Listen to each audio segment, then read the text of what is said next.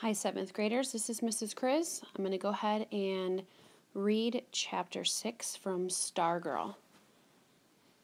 Hillary herself set the stage the day before.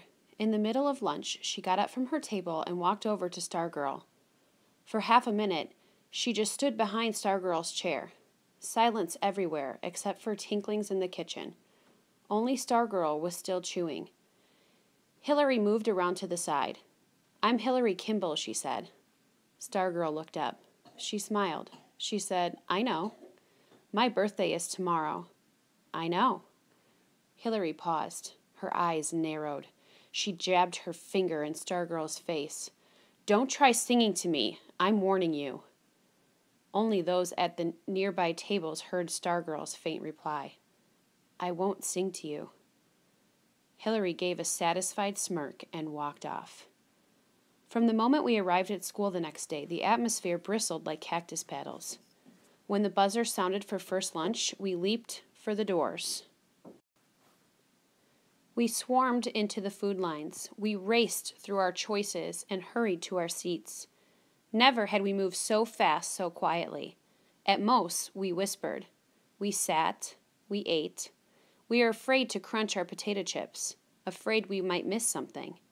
Hillary was first to enter. She marched in, leading her girlfriends like an invading general. In the food line, she smacked items onto her tray. She glared at the cashier. While her friends scanned the crowd for Stargirl, Hillary stared ferociously at her sandwich. Wayne Parr came in and sat several tables away, as if even he was afraid of her on this day. Stargirl finally came in. She went straight to the food line, blithely smiling as usual. Both she and Hillary seemed unaware of each other. Stargirl ate. Hillary ate. We watched. Only the clock moved. A kitchen staffer stuck her head out over the conveyor belt and called, "Trays!" A voice barked back, "Shut up!" Stargirl finished her lunch. As usual, she stuffed her wrappings into her paper bag, carried the bag to the paper-only can by the tray return window, and dropped it in. She returned to her seat. She picked up the ukulele. We stopped breathing. Hillary stared at her sandwich. Stargirl began strumming and humming. She stood.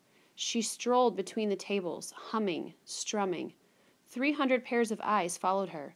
She came to Hillary Kimball's table and kept on walking, right up to the table where Kevin and I sat with the hot seat crew. She stopped, and she sang Happy Birthday. It was Hillary's name at the end of the song, but true to her word of the day before, she did not sing it to Hillary, she sang it to me. She stood at my shoulder and looked down at me, smiling and singing, and I didn't know whether to look down at my hands or up at her face, so I did some of each. My face was burning. When she finished, the students burst from their silence with wild applause. Hillary Kimball stomped from the lunchroom. Kevin looked up at Stargirl and pointed at me and said what everyone must have been thinking. "Why him?" Stargirl tilted her head as if studying me. She grinned mischievously. She tugged on my earlobe and said, "He's cute," and walked off. I was feeling 9 ways at once, and they all ended up at the touch of her hand on my ear, until Kevin reached over and yanked at the same earlobe. "This keeps getting more interesting," he said. "I think it's time to go see Archie."